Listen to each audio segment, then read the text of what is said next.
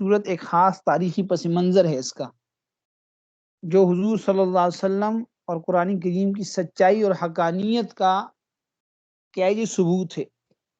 وہ کیا ہے کہ جس زمانے میں نبی کریم صلی اللہ علیہ وسلم کو نبوت عطا ہوئی تو اس زمانے میں دنیا میں دو بڑی بڑی طاقتیں آباد تھیں، ایک ایران کی حکومت تھی اور یہ مشرق کی جانب جو علاقے تھے اس میں پھیلی ہوئی تھی، یعنی مکہ کے جو مشرقی علاقے تھے وہاں پھیلی ہوئی تھی، اور ایران کے جو بادشاہ ہوتا تھا اس کو کسریٰ کہا جاتا تھا، ٹھیک ہے نا۔ اور بنیادی طور پر یہ لوگ مشرک تھے، آتش پرست تھے، آگ کو پوجتے تھے، اور ان کے مقابلے میں جو دوسری بڑی طاقت تھی وہ روم کی تھی۔ یہ جو رومی سلطنت تھی یہ مکہ کے شمال اور مغرب میں پھیلی ہوئی تھی، ٹھیک ہے نا جی۔ اور اسی طرح یہ یورپ وغیرہ، ایشیا، کوچگی، مصر، شام، یہ سارے علاقے ان کے ماتحت تھے، ٹھیک ہے۔ اور یہ جو رومی تھے ان کے بادشاہ کو کیسر کہا جاتا تھا، اور ان کی اکثریت جو تھی وہ عیسائی مذہب پر تھے۔ تو جس زمانے میں یہ صورت نازل ہوئی تو اس وقت ان دونوں طاقتوں کے درمیان ایک جنگ ہو رہی تھی، اور اس جنگ میں ایران کا پلہ جو تھا وہ ہر لحاظ سے باری تھا، ٹھیک ہے نا۔ یعنی ایک تو یہ کہ ان کی فوجی جو ہے وہ آگے بڑھ رہے تھے، ہر محاذ پہ رومیوں کو شکست دے رہے تھے، بڑے بڑے شہر فتح کر رہے تھے، یہاں تک کہ بیت المقدس تک ان کا جو ہے وہ یعنی ان کی رسائی ہوئی، ٹھیک ہے نا جی۔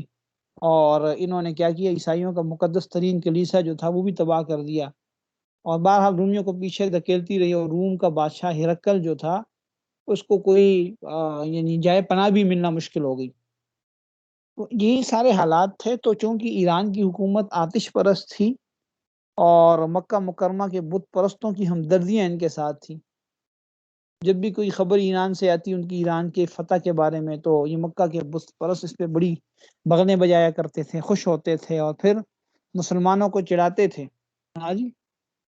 چڑھاتے تھے کہ بھئی دیکھو جس طرح ایرانی غالب آ گئے نا اسی طرح ہم تم پہ غالب آ جائیں گے۔ تو یہ انہوں نے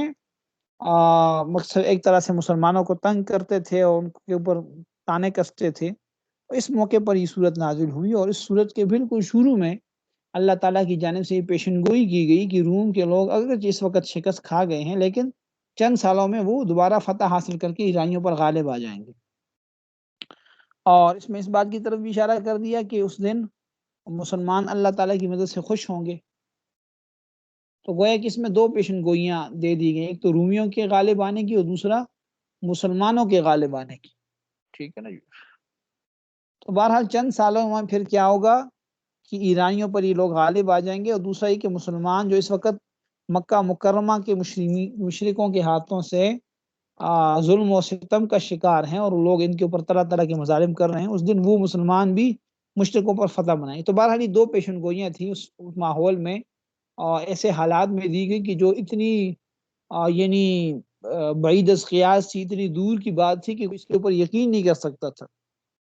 یعنی ان حالات میں کوئی یہ ماننے کے لیے تیار بھی نہیں تھا کہ ایسا ہو سکتا ہے، ٹھیک ہے نا، کیونکہ ایک طرف مسلمان بھی بہت زیادہ دبے ہوئے تھے، پسے ہوئے تھے، ظلم کا شکار تھے، بہت زیادہ کمزور تھے، اور مشرکین تو پوری طاقت کے ساتھ، مال و اسباب کے ساتھ موجود تھے، اور اسی طرح یہاں پہ رومیوں کی حالت تھی کہ وہ شکست کھا گئی تھی اور بالکل ان کے لیے چھپنے کی کوئی جگہ نہیں تھی۔ تو یہ بہرحال اللہ تعالیٰ نے یہ دونوں پیشن گوئیاں جو تھی وہ اس کا تذکرہ کیا، ٹھیک ہے نہیں۔ اور مشرکوں کو جب اس کا پتہ چلا، ظاہر ہے مشرکین تو مذاق اڑایا کرتے تھے اور مسلمانوں کی کوئی بات چھوڑتے نہیں تھے، تو انہوں نے یہاں پہ بھی بہت زیادہ اس پیشن گوئی کا بہت زیادہ مذاق اڑایا، یہاں تک کہ ان کا جو ایک سردار تھا ابی بن خلف، اس نے حضرت ابوبکر صدیق رضی اللہ تعالیٰ عنہ کے ساتھ شرط لگا لی کہ اگر آئندہ 9 سالوں کے درمیان روم کے لوگ ایرانیوں پر غالب آ گئے تو وہ حضرت ابوبکر صدیق رضی اللہ عنہ کو 100 اونٹ دے گا، اور اگر اس عرصے میں رومی ایرانیوں پر غالب نہ آئے تو پھر ابوبکر صدیق ان کو 100 اونٹ دیں گے۔ تو بہرحال اس وقت گویا کہ ایک شرط تھی، اور اس وقت تک یہ شرط لگانا چونکہ حرام نہیں تھا، اس وجہ سے انہوں نے شرط لگائی، اور چنانچہ اس آیت کے نازل ہونے کے بعد بھی ایرانیوں کی فتوحات کا سلسلہ جاری رہا، یعنی آیت تو نازل ہوگی لیکن اس کے بعد بھی ایرانی فتحیاب ہوتے رہے، یہاں تک کہ وہ کیسر کے جو پایا تخت تھا قسطنطنیہ وہاں تک اس کی دیواروں تک پہنچ گئے، ٹھیک ہے جی۔ تو انہوں نے کیسری ہرقل کی طرف سے صلح کی، ہر طرح کی پیشکش کو ٹھکرا، وہ صلح کرتا تھا یہ پیشکشیں ٹھکراتے تھے، ظاہر ہے وہ مغلوب تھا اس وقت، ٹھیک ہے نا جی. تو انہوں نے کہا کہ بھئی ہمیں سر کے سوا کوئی منظور نہیں، بس ہم نے اس کا سر کاٹنا ہے. تو بہرحال جس کا نتیجہ یہ ہوا کہ ہرقل تیونس کی طرف بھاگنے کا منصوبہ بنانے لگا، لیکن اس کے فوراً بعد حالات نے ایک دم پلٹا کھایا اور ہرقل نے مجبور ہو کر ایرانیوں پر عقب سے حملہ کر دیا. اب ظاہر اس کو لگ رہا تھا کہ بھئی اب تو ختم ہو رہے ہیں، تو آخر میں ہم اپنا زور دکھا دیتے ہیں. تو جب اس نے حملہ کیا تو اس میں اس کو کامیابی حاصل ہو گئی اور جنگ کا بالکل پانسا پلٹ گیا. ٹھیک ہے جی. تو بہرحال اس پیشن گوئی کو جو قرآن کریم نے فرمائی تھی، تقریباً 7 سال گزرے تھے کہ رومیوں کی جو ہے وہ فتح شروع ہو گئی اور یہ فتوحات کی خبریں عرب کی طرف پہنچنے لگی. تو اور یہ فتح کی خبر مسلمانوں کے واسطہ پہنچی جب مسلمان بدر کے میدان میں نبی کریم صلی اللہ علیہ وسلم کی قیادت میں قریش مکہ کے لشکر کو شکست دے چکے تھے. تو ایک طرف مسلمانوں کو وہ فتح حاصل ہو گئی تھی، دوسری طرف یہ رومیوں کی فتح کی جس پہ مشرکین بغلے بجایا کرتے تھے کہ بھئی ایرانی غالب آ گئے. ٹھیک ہے نا. تو یہ دونوں طرح کی جو فتوحات تھیں یا دونوں جو پیشن گوئیاں تھیں وہ ایک طرح سے نظر آ گئی، اور نبی علیہ السلام کی اور قرآن کریم کی صداقت اور آپ صلی اللہ علیہ وسلم کی حقانیت کی ایک واضح دلیل سامنے آ گئی. ٹھیک ہے نا جی. اور ابی بن خلف جو تھا وہ چونکہ اس وقت مر چکا تھا، جو اس نے شرط لگائی تھی ابوبکر صدیق رضی کے ساتھ، لیکن ان کے بیٹوں نے جو تھا اس شرط کے مطابق ابوبکر صدیق کو 100 اونٹ ادا کیے. ٹھیک ہے نا جی. اور میں نے پہلے عرض کیا کہ چونکہ اس وقت یہ جوا تو تھا لیکن جوئے کی حرمت نہیں آئی تھی،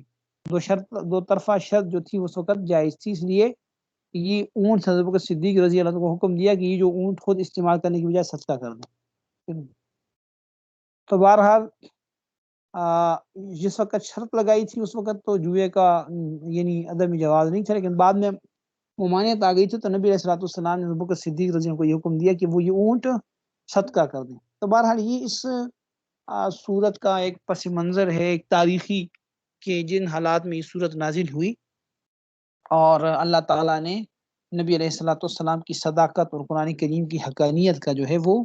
ان کے سامنے ایک اظہار جو ہے وہ رکھا تاکہ ایک طرح سے ان کے اوپر حجت تام ہو جائے. تو یہ تمام چیزیں معجزات میں سے ہوتی ہیں